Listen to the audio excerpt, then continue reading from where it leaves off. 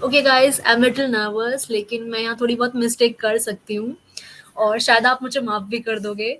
But अगर मैं अपनी फाइनेंस को लेकर कोई मिस्टेक्स करूँगी तो मेरा जो वेल्थ है या मेरे जो पर्सनल फाइनेंस के गोल्स है वो मुझे माफ़ नहीं करेंगे। और जितनी भी हम मनी मिस्टेक्स करते हैं या मैं अपनी फाइनेंस के साथ करूँगी, तो at the end of like 5 years और 10 ईयर्स मुझे रियलाइज़ होगा कि ये जो मिस्टेक्स मैंने अर्ली एज में की थी वो मुझे पे करना पड़ेगा।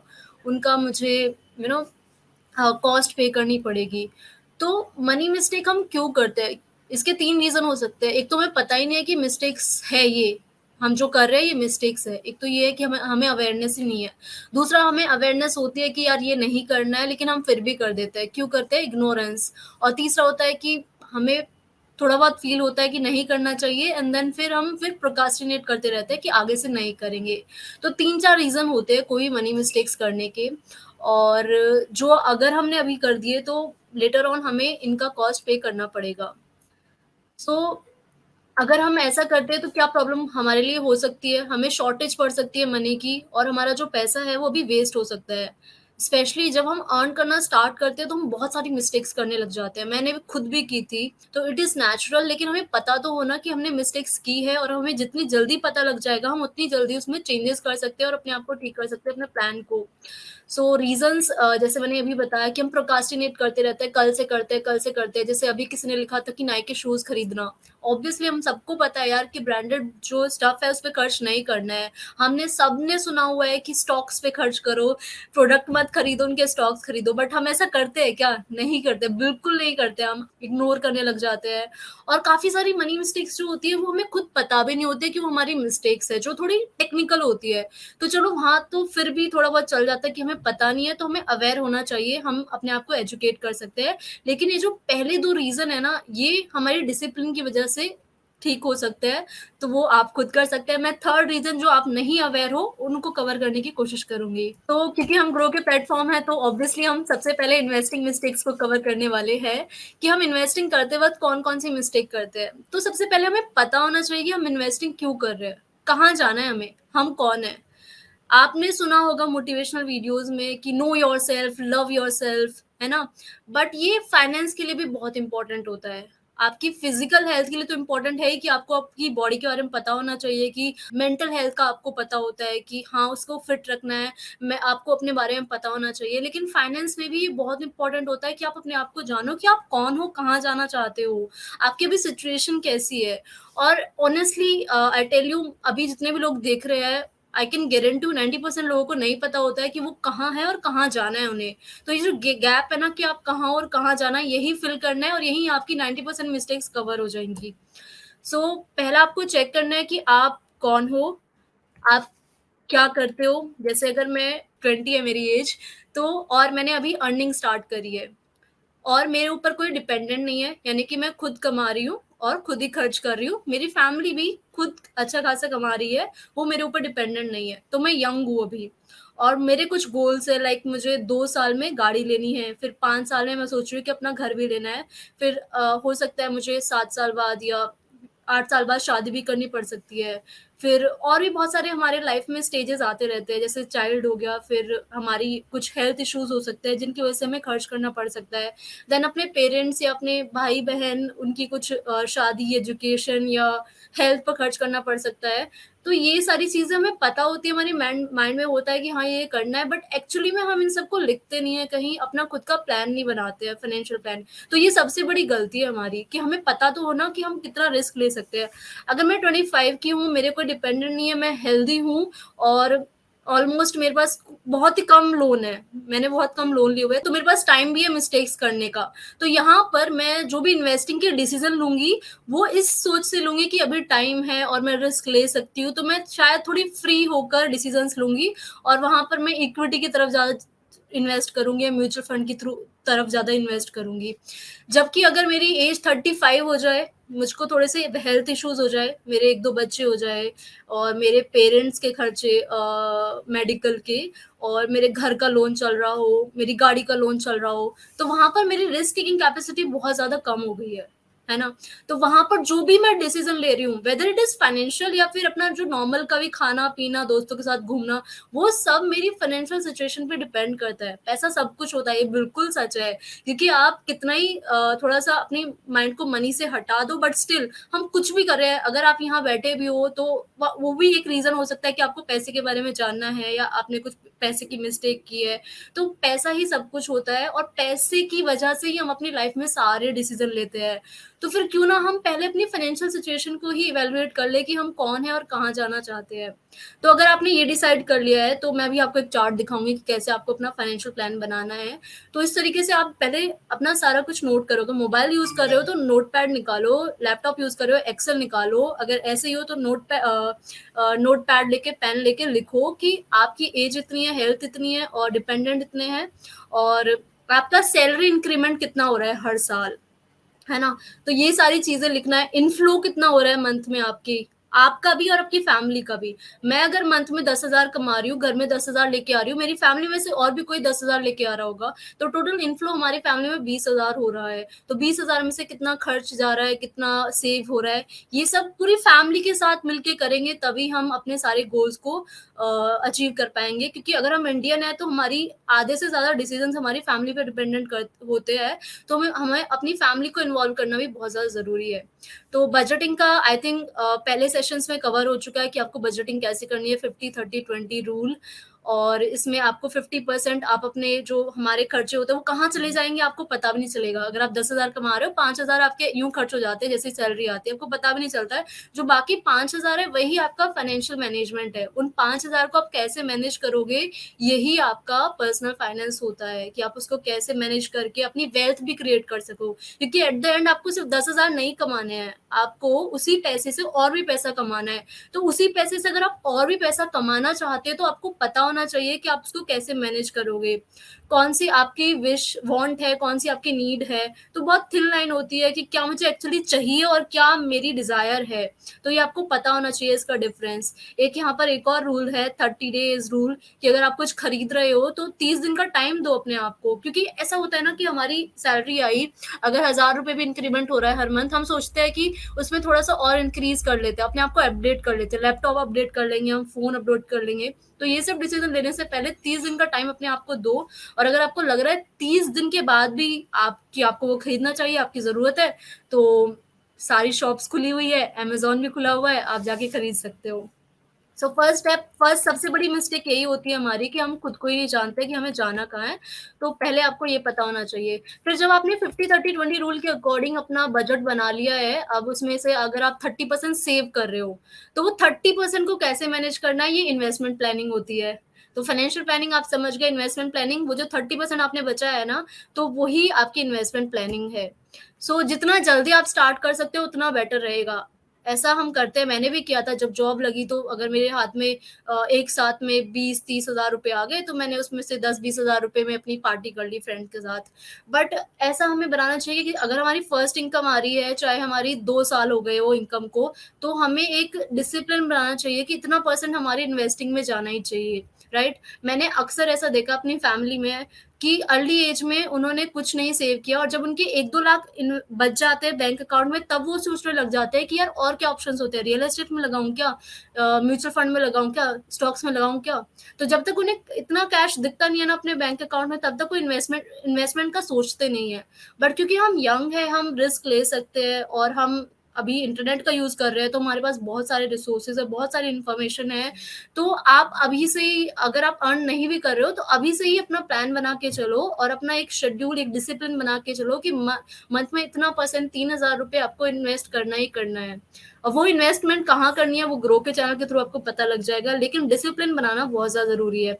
अब अर्ली इन्वेस्टिंग क्यों करनी चाहिए, क्योंकि अगर मैं 20 ईयर्स की हूँ तो मेरे पास रिटायरमेंट के लिए 30 साल है। अगर मैं 50 पे रिटायर होने का प्लान कर रही हूँ या 40 पे भी, तो मेरे पास ज़्यादा टाइम होगा और जो कंपाउंडिंग जिसे हम एट्थ वंडर कहते हैं दुनिया का, उसका बेनिफिट भी मिलेगा। अब कंपाउंडिंग क्या होता है, जैसे अगर मैंने 100 रुपए कहीं इन्वेस्ट करे हैं और मुझे सिंपल इंटरेस्ट कहीं से मिल रहा है, तो वो 3 साल के बाद 130 ही होते हैं, क्योंकि यहाँ पर सिंपल इंटरेस्ट में सिर्फ जो मेरा प्रिंसिपल अमाउंट है, जो मैंने 100 रुपए लगाए हैं, उस पर ही मुझे इंटरेस्ट मिलेगा। जबकि जो कंपाउंडिंग का बेनिफिट वो ये होता है कि अगर मैंने 100 रुपए लगाए हैं, पहले साल मैंने उस पे ₹10 इंटरेस्ट कमाया है, तो नेक्स्ट ईयर उस ₹10 पे भी मुझे इंटरेस्ट मिलेगा। तो इसे हम कंपाउंडिंग बोलते हैं और इसीलिए कहते हैं कि जितना जल्दी होगा ये ब्याज पे ब्याज जो मिलेगा ना आपको, ये आपको वेल्दी बना देगा। इसका एक और एग्ज़ाम्पल अगर मैं आपको दूँ तो ऑब्वियसली सुना होगा हर जगह इंटरनेट पर कि अगर आप ₹15,000 इन्वेस्ट कर रहे हैं पर मंथ 15 साल के लिए, क्योंकि निफ्टी में आपको 15% के आसपास का रिटर्न मिल ही जाता है। तो ₹15,000 15 साल के लिए अगर आप इन्वेस्ट कर रहे हो, अगर आप प्रिंसिपल अमाउंट कैलकुलेट करोगे तो एक्चुअली में सिर्फ 27 लाख ही होता है। बट क्योंकि आपको 15% इंटरेस्ट भी मिल रहा है और कंपाउंडिंग का बेनिफिट तो मिल ही रहा है, तो वो आपके 27 लाख एक्चुअली 1 करोड़ हो जाते हैं। तो इसलिए कोई कहते हैं जितना जल्दी हो सके उतना जल्दी हमें इन्वेस्ट करना चाहिए। अगर एक और एग्ज़ाम्पल मैं लूँ, जैसे यहाँ 2 एम्प्लॉयी, एक रोहित है, एक मनीष है। तो रोहित ने स्टार्ट किया 20 में, जैसे ही जॉब लगी उन्होंने स्टार्ट कर दिया कि मैं अपने रिटायरमेंट के लिए प्लान करूंगा। तो रोहित ने अपनी इनकम से भी ₹12,000 इन्वेस्ट करना ईयरली स्टार्ट कर दिया। अब रोहित सोच रहा है कि 10% ही मिल जाए उतना ही मुझे बहुत है। तो रोहित ने, देखो इंटरेस्ट रेट उसका कम है, 10% है, लेकिन टाइम पीरियड उसका ज्यादा है, 30 साल का उसने टाइम लिया है। तो कंपाउंड की वजह से उसका जो प्रिंसिपल अमाउंट था 3,60,000, वो हो गया 21 लाख के आसपास। जबकि मनीष ने जब 35 पे इन्वेस्ट करना स्टार्ट किया तो उसके पास 15 साल ही रह गए इन्वेस्ट करने के, क्योंकि रिटायरमेंट के बाद बहुत सारे खर्चे होते हैं, तो रिटायरमेंट प्लानिंग करनी है उसको। तो उसने अमाउंट भी ज्यादा इन्वेस्ट किया, 24,000 इन्वेस्ट किया, उसको इंटरेस्ट भी ज्यादा मिल रहा है 12%। प्रिंसिपल अमाउंट उसका टोटल 3,60,000 ही है, लेकिन जो उसकी जो वेल्थ है वो हो गई 10 लाख, क्योंकि उसे कंपाउंडिंग का बेनिफिट मिला। जो कंपाउंडिंग मैंने यहाँ आपको बताई थी कि उसको ब्याज पे ब्याज मिल रहा था, और वो ब्याज पे ब्याज जो मिल रहा है वो लंबे टाइम के लिए मिल रहा है। मिल तो मनीष को भी रहा है, लेकिन मनीष को कम टाइम के लिए मिला, 15 साल के लिए, रोहित को 30 साल के लिए मिला। तो इसीलिए उसका जो वेल्थ है वो ज्यादा एक्यूमुलेट हो गया। तो अगर वेल्दी बनना है तो जल्दी ही आपको स्टार्ट करना पड़ेगा। इसके अलावा जो हम सबसे बड़ी मिस्टेक करते हैं कि हम हर जो भी अगर इन्वेस्ट कर रहे हैं, हमें अगर इक्विटी पसंद आ गई तो हमें लगता है इक्विटी में लगा देते हैं पैसा सारे। अगर हमें क्रिप्टो थोड़ा बहुत समझ में आने लग गया तो हम क्रिप्टो में लगा देंगे। अगर हमें एफडी थोड़ा सेफ सिक्योर लगता है तो हम वहां लगाने लग जाते हैं। Real estate, specially real estate, पहले सबसे ज्यादा रियल एस्टेट में, मेरी फैमिली में सबसे ज्यादा रियल एस्टेट में ही इन्वेस्ट किया गया है। तो उनका एक फेवरेट होता है और फिर लोग उसी को पिक कर लेते हैं। तो ऐसा नहीं होना चाहिए, आपको हर जगह इन्वेस्ट करना चाहिए, क्योंकि आपने देखा था कि कुछ साल में निफ्टी ने बहुत ही माइनस में रिटर्न दिया है, 29-39%, और वहीं गोल्ड ने फिर उसी साल में 10% या 15% का भी रिटर्न दिया है।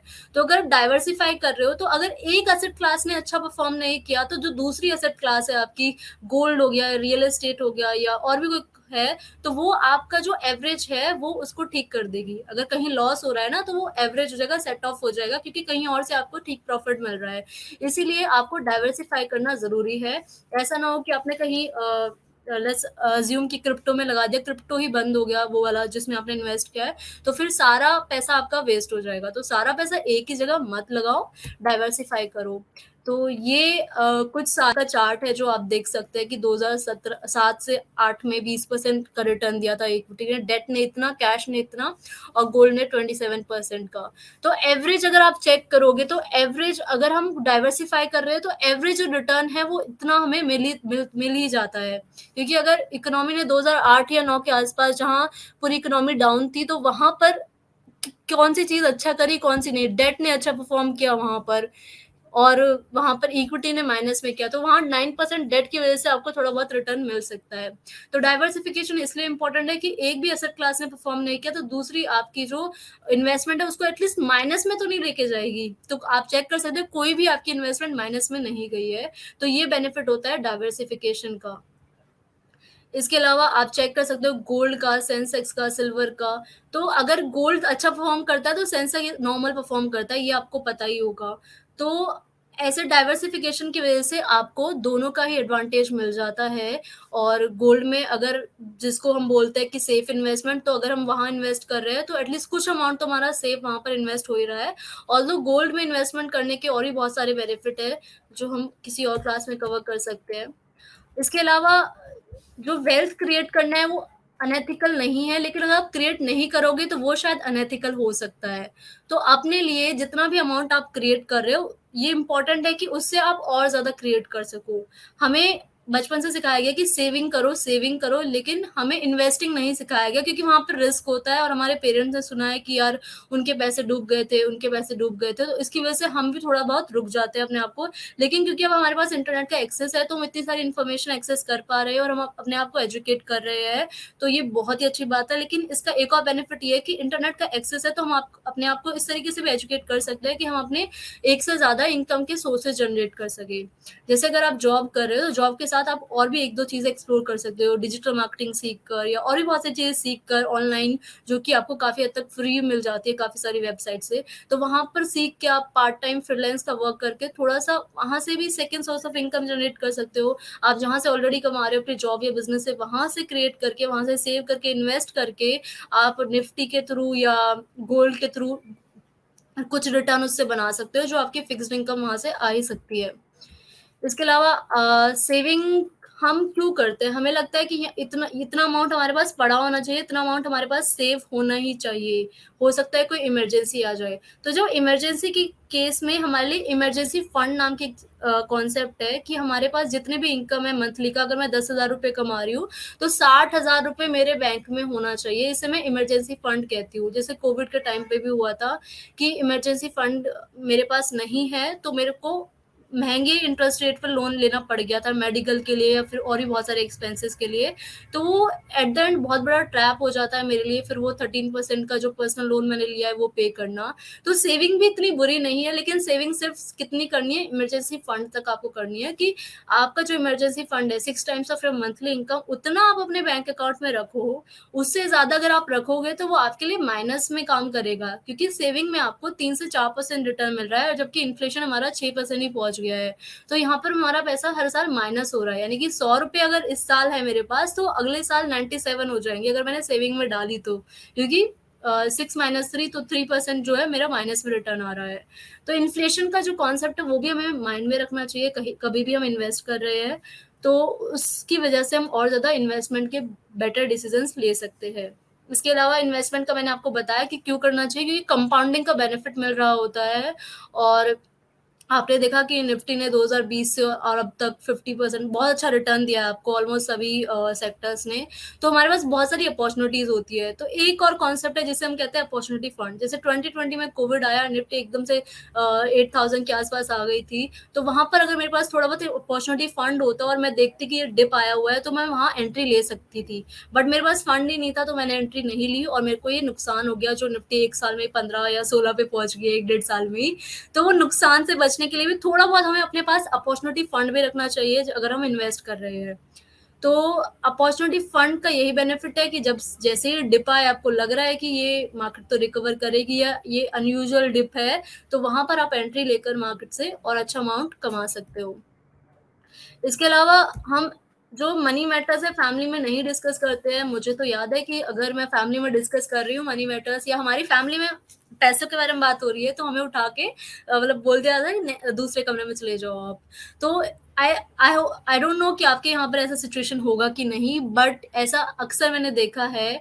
और हम खुद भी डिस्कस नहीं करते, हम कितना कमा रहे हैं, कहाँ हम खर्च कर रहे हैं, हम खुद अपनी फैमिली को नहीं बताते हैं। तो एक बार मंथ में या हाफ ईयरली आपको फैमिली के साथ डिस्कस करना चाहिए कि आपके क्या खर्चे हैं और कहाँ आप प्लान कर रहे हो। फैमिली का जो पूरा फाइनेंशियल गोल गोल है, आपको वो डिस्कस करना चाहिए, वो ट्रैक करना चाहिए, वो मॉनिटर करना चाहिए। क्योंकि अगर आप एक फैमिली हो और सही से फाइनेंशियल प्लानिंग करोगे, as a family, not just individual, सिर्फ मैं अपना फाइनेंशियल प्लान कर लूंगी तो शायद मैं इतनी सक्सेसफुल नहीं हो पाऊंगी, लेकिन अपनी पूरी फैमिली को साथ लेके चलूंगी तो मेरा फाइनेंशियल प्लान अच्छा होगा। क्योंकि एट द एंड फैमिली के डिसीजन या फैमिली के जितने भी इवेंट्स है, किसी की शादी है, किसी का मेडिकल एक्सपेंस है, वो सब मेरी फाइनेंशियल सिचुएशन को इफेक्ट करेगा। तो जब मेरी फाइनेंशियल सिचुएशन को कोई चीज़ इफेक्ट कर रही है, तो मुझे उनके बारे में बात करनी चाहिए, उनसे बात करनी चाहिए और उनको इंक्लूड करना चाहिए अपने फाइनेंशियल प्लान्स में। इसके अलावा मैं अगर कहीं इन्वेस्टमेंट कर रही हूँ म्यूचुअल फंड में, या मैंने कोई इंश्योरेंस पॉलिसी ली है, या फिर और भी बहुत सारी मेरे पास पासवर्ड्स है, या कोई पीएफ अकाउंट का है, ईएसआई का है, तो मेरे को एक फ़ाइल बनानी होगी अपनी, उस फ़ाइल में ये सारे डॉक्यूमेंट्स रखने होंगे और उस फ़ाइल की चाबी या उस फ़ाइल का पासवर्ड अपने किसी फैमिली मेंबर्स को या सभी को देना चाहिए, सो दैट अगर कुछ मिसहैपनिंग हो जाती है, तो मेरी फैमिली को जो मेरे एसेट्स है, मेरी इंश्योरेंस है, मेरे म्यूचुअल फंड है, उनको विथड्रॉ करने में कोई डिफ़िकल्टी ना हो सके। क्योंकि ईटी वेल्थ की एक सर्वे के अकॉर्डिंग 82,000 करोड़ वेल्थ जो है वो अनक्लेम्ड है। पीएफ अकाउंट में, इंश्योरेंस पॉलिसीज़ में, बैंक अकाउंट में और पोस्ट ऑफिस की सेविंग अकाउंट में, वो अनक्लेम्ड है। वो क्यों अनक्लेम्ड है? बहुत सारे रीज़न हो सकते हैं, लेकिन एक रीज़न यही है कि फैमिली को पता ही नहीं है कि वो कैसे विथड्रॉ करना है, उनको पता ही नहीं है कि पैसे हैं उनके। तो मैंने आपको जैसे बताया कि आपको एक ही फ़ाइल में ये सारी डिटेल्स रखनी है और उसका पासवर्ड आपको शेयर करना चाहिए अपनी फैमिली के साथ।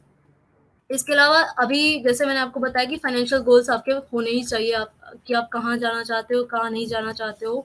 तो अगर जैसे मुझे पोस्ट ग्रेजुएशन करनी है, वो 3 साल बाद करनी है, तो प्रेज़ेंट कॉस्ट 2 लाख लगेगी एमबीए करने को, क्योंकि इन्फ्लेशन हर साल 6% बढ़ रहा है, तो मुझे इन्फ्लेशन का रेट एडजस्ट करके देखना होगा कि 3 साल बाद मुझे वो 2 लाख पड़ेंगे या 6 लाख पड़ेंगे। तो ये कैलकुलेट करना है और टोटल अमाउंट लिखना है कि टोटल अमाउंट मुझे 3 साल बाद कितना अमाउंट पड़ने पड़ने वाला है। तो इस तरीके से मैं अपनी गोल प्लानिंग करूँगी। इसी तरीके से अगर मुझे कार लेनी है और मेरे पास 5 साल है कि चलो 5 साल बाद मैं कार लूँगी। अभी 5 लाख की आ रही है, तो हो सकता है 5 साल बाद वो 10 लाख की आए या फिर 7 लाख की आए। तो वो अमाउंट मुझे लिखना होगा कि हाँ, 7 लाख मुझे कार के लिए चाहिए, एमबीए के लिए मुझे 3 साल बाद कितने चाहिए, 3 लाख, लेट्स सपोज़ 3 लाख चाहिए। तो 3 प्लस 7 मेरे पास 10 लाख रुपीज़ चाहिए मुझे विदिन 5 इयर्स, राइट? फिर मुझे शादी और बच्चे या रिटायरमेंट प्लानिंग हो या फिर मेडिकल एक्सपेंसेस हो, उनके लिए कुछ अमाउंट चाहिए होता है। कब मुझे चाहिए, कितने साल बाद चाहिए, वो सब मुझे इस तरीके से लिखना होगा। आप इसका स्क्रीनशॉट ले सकते हैं, अपनी खुद की इस तरीके से फाइनेंशियल प्लानिंग करें आप। और फिर प्रायोरिटी भी दें कि आपको पहले कौन-सा अचीव करना है, कौन-सा ज़्यादा इम्पोर्टेंट है। जैसे कि सबसे पहले पोस्ट ग्रेजुएशन का आएगा, फिर कार खरीदने का आएगा, फिर शादी का आएगा और फिर रिटायरमेंट का आएगा। तो ये जो अमाउंट है, जो हमने प्रेज़ेंट कॉस्ट और फ्यूचर कॉस्ट लिखी है, इसमें फ्यूचर कॉस्ट मिस्ड हो गया है। तो फ्यूचर कॉस्ट जो हमने लिखी है कि 3 लाख चाहिए, 7 लाख चाहिए, फिर 15 लाख चाहिए और 30 लाख चाहिए। ये फ्यूचर कॉस्ट को टोटल करना है मेरे को और फिर इतना जो अमाउंट है वो एक्चुअली मुझे चाहिए अपने गोल्स के लिए, जितने भी मेरे बड़े-बड़े गोल्स हैं। इसके अलावा जो मंथली एक्सपेंडिचर वो तो ख़ैर ऑब्वियसली मैं बियर करूँगी, लेकिन वो शायद मेरी जो मंथली इनकम है उनसे निकल जाएगा। लेकिन वेल्थ प्लानिंग मुझे कितने अमाउंट की करनी है, ये जो मैंने अमाउंट यहाँ पर लिखा है, इतने की मुझे वेल्थ प्लानिंग करनी है, तो फिर मुझे अपने आप को, अपने फाइनेंसेस को, अपने इन्वेस्टमेंट डिसीजंस को उसी तरीके से लेना होगा।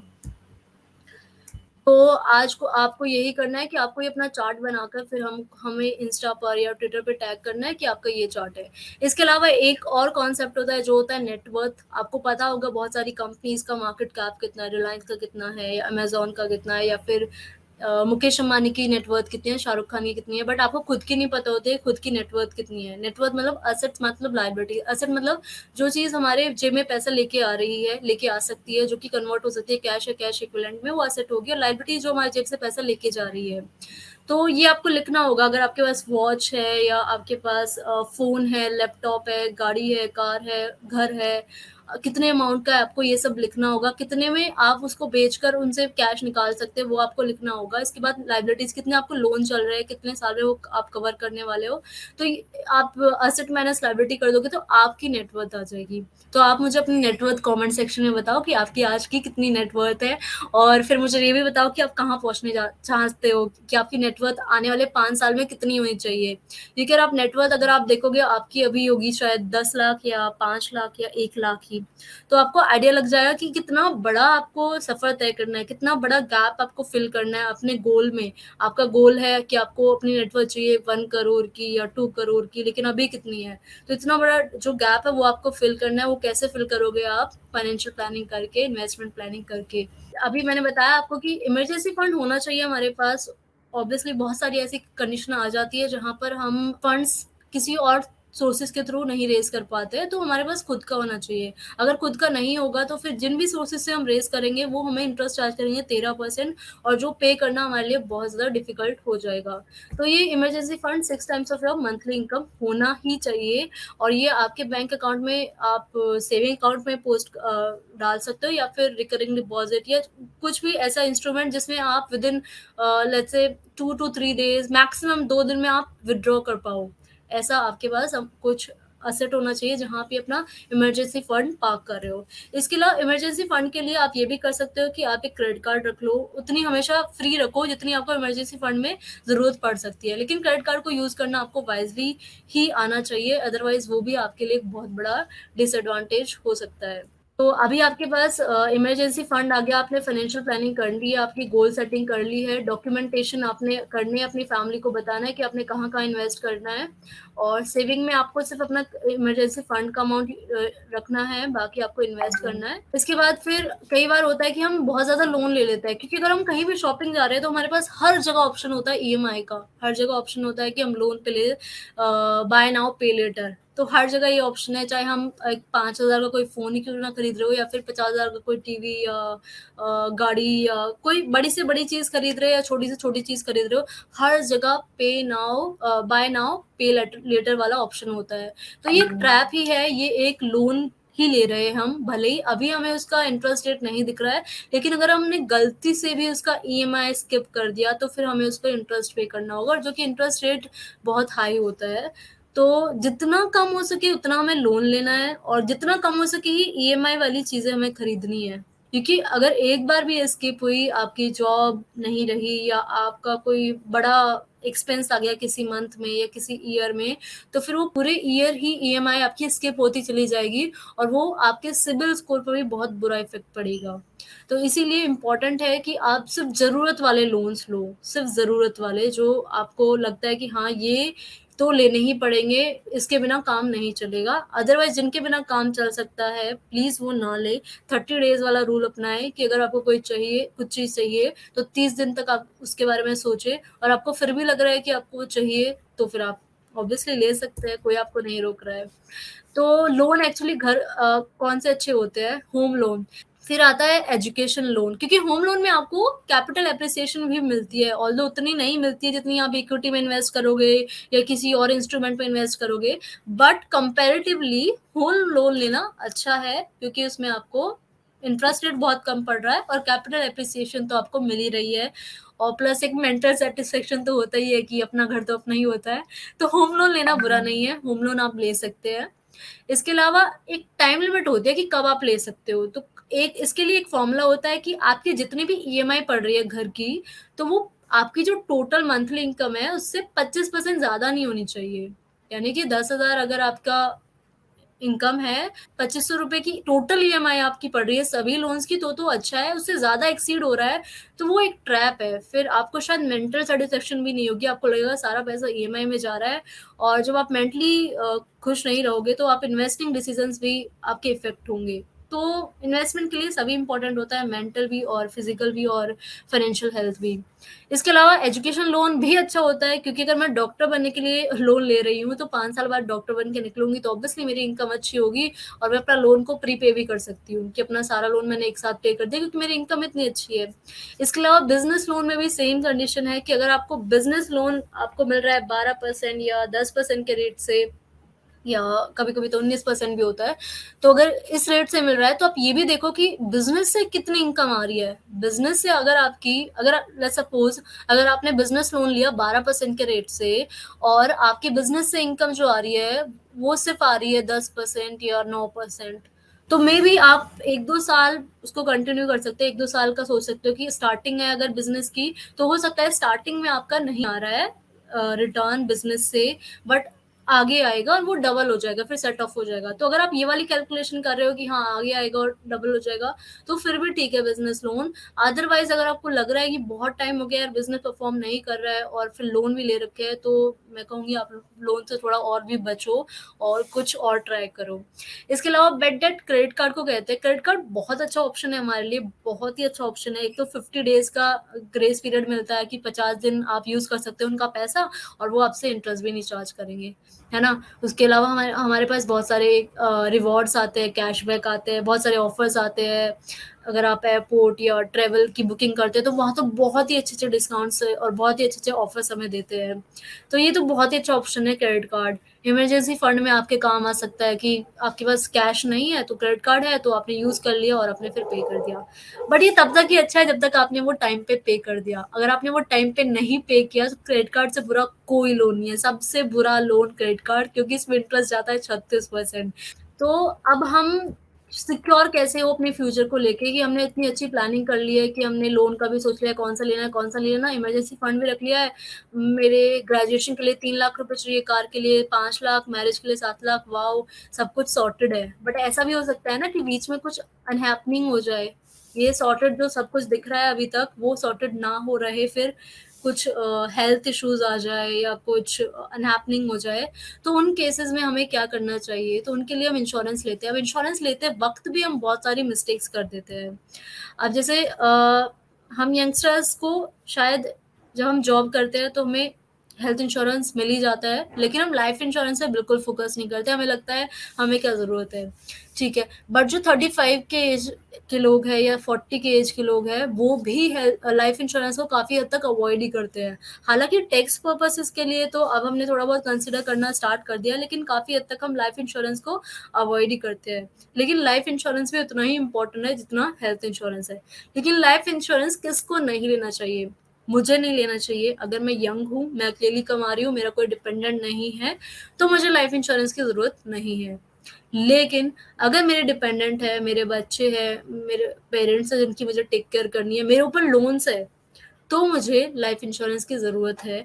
और लाइफ इंश्योरेंस जितना जल्दी मैं ले लूँगी उतना ही बेटर रहेगा, उतना ही मुझे इंश्योरेंस का जो प्रीमियम कवर है वो कम पे करना पड़ेगा। जैसे अगर 25 तक की एज के हो आप, तो आपको जो इंश्योरेंस कवर अगर आपको लेना है 1 करोड़ का, जैसे अभी आपने एस्टिमेट किया कि आपकी पूरी लाइफ में आपको कितना अमाउंट चाहिए, तो वो आप एस्टिमेट कर लो। इसके अलावा एक और फॉर्मूला होता है कि कितने का आपको कवर लेना है, वो होता है कि आपकी जितनी ईयरली इनकम है उसका 20 टाइम्स आपको लेना है। ये आपका ईयरली इनकम का 20 टाइम्स ये आपका कवर होना चाहिए, लाइव कवर, कि अगर मिस हैपनिंग हो जाती है आपके साथ तो आपकी फैमिली को कितना अमाउंट मिलेगा आपके जाने के बाद, ये होता है लाइफ कवर। अब इसके लिए वो जो कंपनी है वो आपकी फैमिली को देगी, लेकिन आप कंपनी को क्या दोगे? आप कंपनी को दोगे हर महीने ईएमआई, जिसे हम बोलते हैं प्रीमियम। तो वो प्रीमियम आपको पे करना है। तो जितनी जल्दी आप अपना लाइफ इंश्योरेंस का स्टार्ट कर रहे हो लेना, उतना ही फिर आपको प्रीमियम कम पड़ेगा। तो प्रीमियम 600 रुपए से भी स्टार्ट होता है 1 करोड़ की लाइफ इंश्योरेंस कवर का, अगर आप यंग हो, हेल्दी हो। अगर हेल्दी नहीं होंगे आप, तो आपका जो इंश्योरेंस का कवर है वो बढ़ जाएगा। तो ये रिकमेंडेड है कि आप जल्द से जल्द लो और लेट ना करो लाइफ इंश्योरेंस में, लेकिन तभी लो जब आपके डिपेंडेंट हो। और सिर्फ वही ले, ऐसा ना पूरी फैमिली ले ले लाइफ इंश्योरेंस, वो भी रिकमेंडेड नहीं है।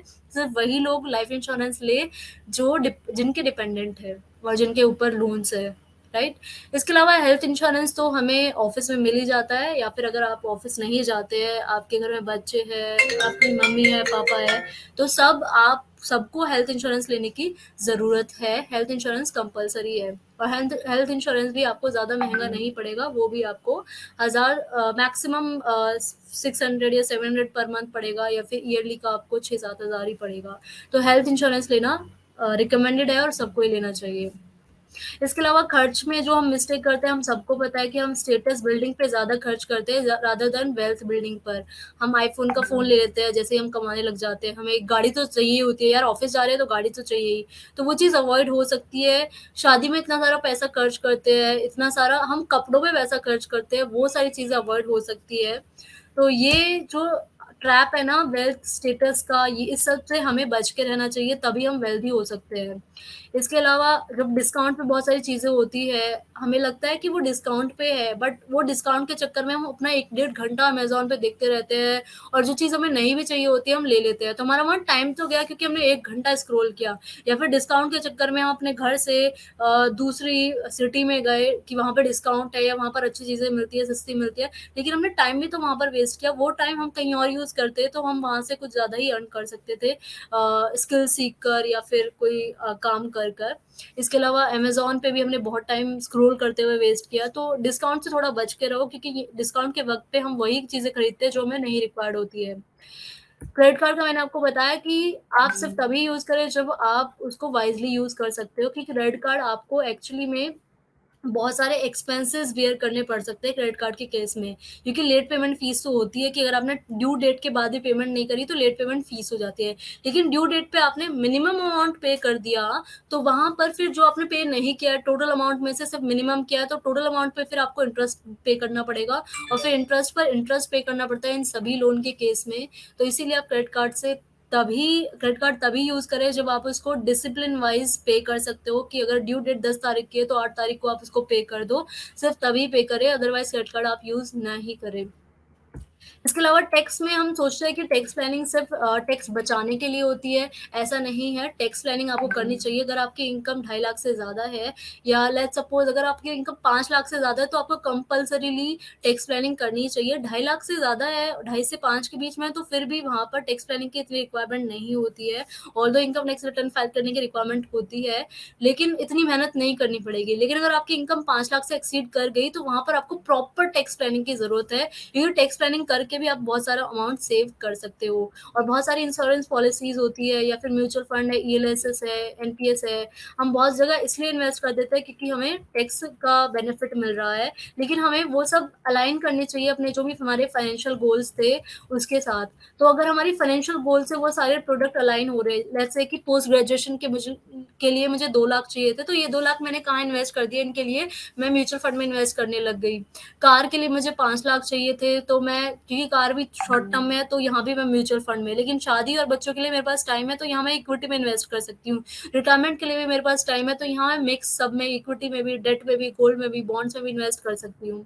तो इस तरीके से अगर आप फाइनेंशियल प्लानिंग करोगे और अपने टैक्सेस को भी इसी तरीके से आप मैनेज करोगे, अपने जो हमने प्लान बनाया आपका फाइनेंशियल प्लान आज उसी के अकॉर्डिंग, तभी आप एक अच्छा इन्वेस्टर बन पाओगे, तभी आप एक अच्छा अपना फाइनेंस को मैनेज कर पाओगे और अपनी मिस्टेक से बच पाओगे। तो फाइनेंशियल प्लानिंग ऐसा नहीं है कि आपकी चॉइस है, ये एक कंपल्शन होता है कि आप इसको करोगे तभी आप अपनी लाइफ के सारे डिसीजन ले पाओगे। अगर आपको फॉरेन वेकेशन पे जाना है, अपने दोस्तों के साथ घूमने जाना है, या फिर आपको कुछ महंगी लैपटॉप चाहिए, फ़ोन चाहिए, तो वो तभी आप टेंशन फ्री होकर लेके पाओगे जब आपको पता होगा कि आपकी फाइनेंशियल सिचुएशन ऐसी है, आपकी कंडीशन ऐसी है कि आप उसको ले सकते हो। अदरवाइज़ अगर आपका जो फाइनेंशियल प्लान है वो आपको अप्रूव नहीं कर रहा है, तो आपको वो नहीं लेनी चाहिए। तो आई थिंक मैंने ज़्यादा टाइम ले लिया है, तो I will wrap up over here. इसके अलावा एक और इम्पोर्टेंट चीज़ है कि एक हमारा जो टाइम है ना, उसे भी हमें इन्वेस्टमेंट करना सीखना चाहिए। टाइम को हर जगह इन्वेस्ट नहीं करना चाहिए, हम टाइम को बहुत जगह वेस्ट करते हैं अपने आप को। तो टाइम मैनेजमेंट भी एक फाइनेंशियल मैनेजमेंट का ही पार्ट है। तो अपने टाइम की वैल्यू करो। अगर मैं यंग हूँ तो मेरे पास बहुत टाइम है मिस्टेक्स करने का, मिस्टेक्स करो, करनी चाहिए, लेकिन उन मिस्टेक्स को फिर जानो कि मैंने करी है, और फिर हमें उनको इम्प्रूव भी करना चाहिए। और अगर मैं इन्वेस्टमेंट की बात कर रही हूँ कि मुझे इन्वेस्ट करना है, मुझे जो मैं कहानियाँ सुनती हूँ राकेश झुनझुनवाला की या वॉरेन बफेट सर की, तो उनकी तरह अगर मुझे रिच बनना है तो उनकी तरह मुझे सीखना भी होगा, अपने आप को अपस्किल भी करना होगा, बुक्स पढ़नी होगी, बहुत सारे कोर्सेज ज्वाइन करने होंगे, बहुत सारे लोगों से बात करनी होगी, इंटरेक्ट करना होगा, बहुत सारे वेबिनार्स, ग्रो के चैनल पे बहुत सारे प्लेटफॉर्म पे ग्रो जैसे भी वेबिनार्स होते रहते हैं, वो अटेंड करने होंगे। तो अपने आप को अपस्किल करना भी बहुत ज़्यादा इम्पोर्टेंट है। तो ये आज का कंक्लूजन है। Thank you for tuning in today, Neha. And all of you, please go like, share, and subscribe to Grow's channel. Thank you so much.